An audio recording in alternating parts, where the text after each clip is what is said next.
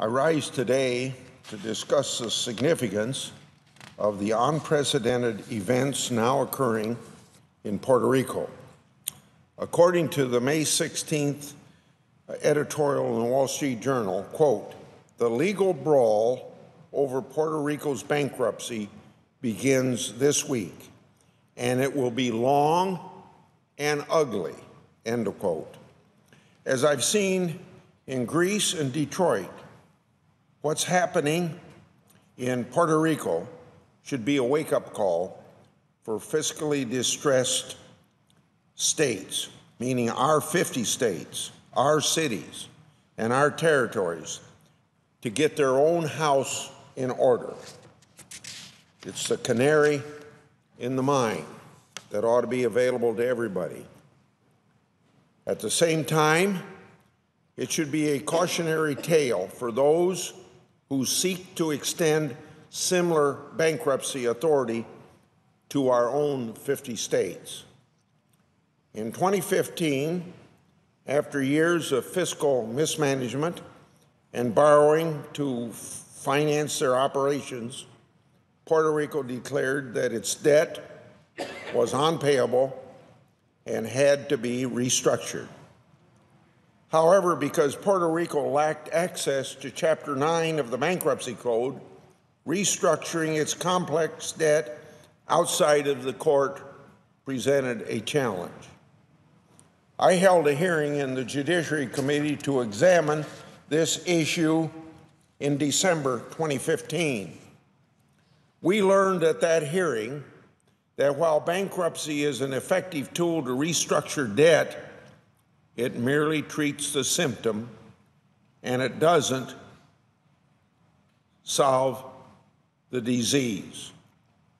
So, I told you so. In that vein, I shared my views and the views of many others that unless Puerto Rico addressed its fiscal mismanagement woes, extending bankruptcy authority alone couldn't fix the problem.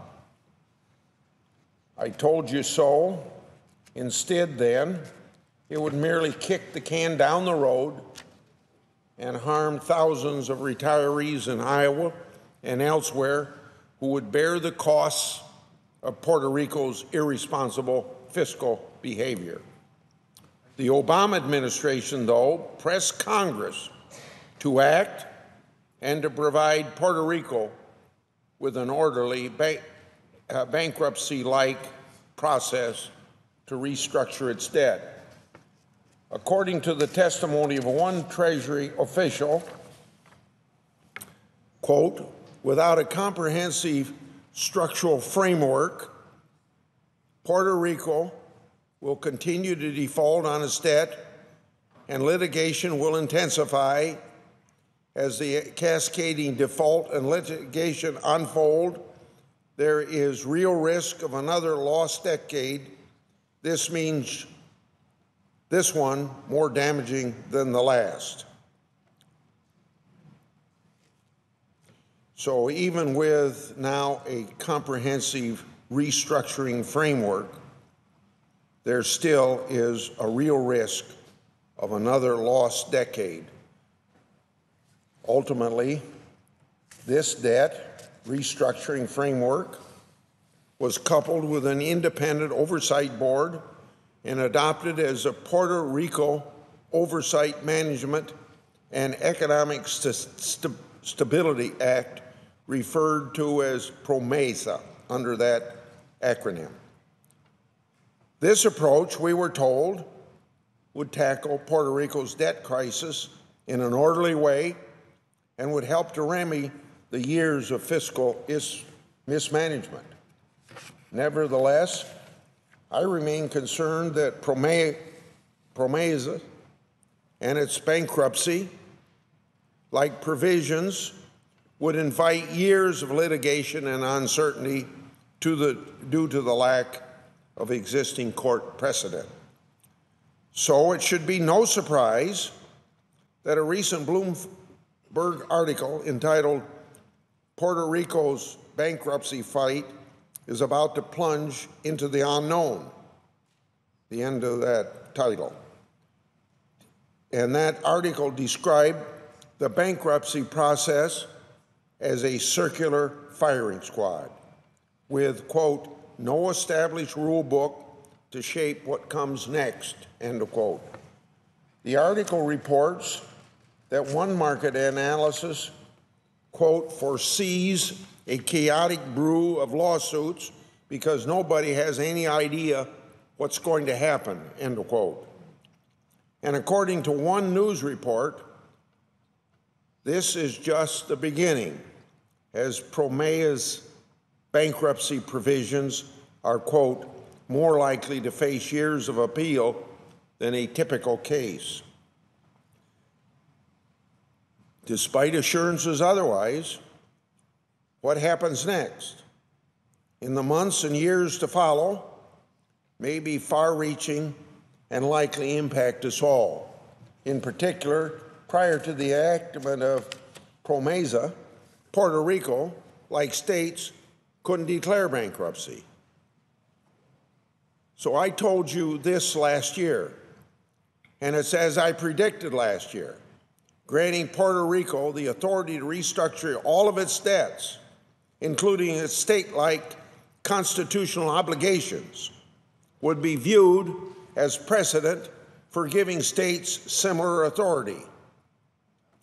Well, I'm not really surprised to see that this is happening right now. This past September, getting back to the fact that I told the Senate a year ago, this past September, William Isaacs, the former head of the FDIC, called on Congress to pass a law, quote, giving Illinois the option of utilizing Chapter 9, which is akin to what Congress just did for the Commonwealth of Puerto Rico, end of quote.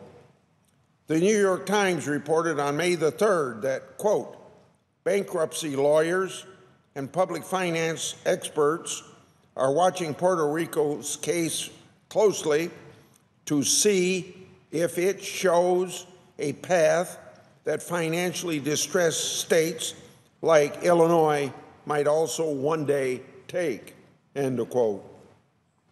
And the Chicago Tribune's editorial board recently wrote that investors are growing nervous about the talk of states seeking a bankruptcy system after the fashion of Puerto Rico, calling Puerto Rico, quote, unquote, the frightening ghost of Illinois' future.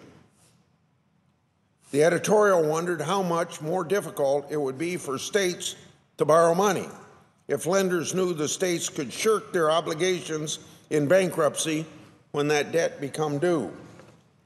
For those who weren't listening to me last year, those who dismissed concerns that PROMESA would set a troubling and dangerous precedent should take notice and make sure that a one-time piece of legislation does not create a new norm.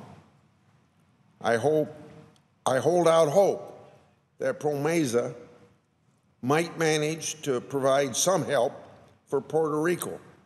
Success, though, will ultimately require strong leadership from the Commonwealth's leaders, which for years that leadership has been very lacking.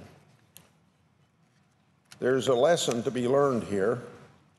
The fiscal crisis in Puerto Rico should motivate all 50 states, our cities and territories, to find the courage now to make tough choices, which are the foundation of responsible government, rather than look to the federal government and bankruptcy as a way out.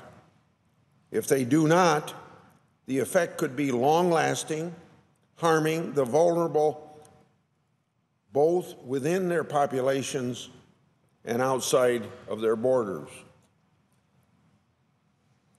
Obviously, what a lot of smart people told us a year ago to solve Puerto Rico's problems, its debt problems, simply has not worked out. So at a time when states, citizens, and markets are all watching, we must stress fiscal responsibility and pay attention to what's happening there in Puerto Rico. Otherwise, the uncertainty and chaos that we were assured wouldn't come to pass may be just over the horizon.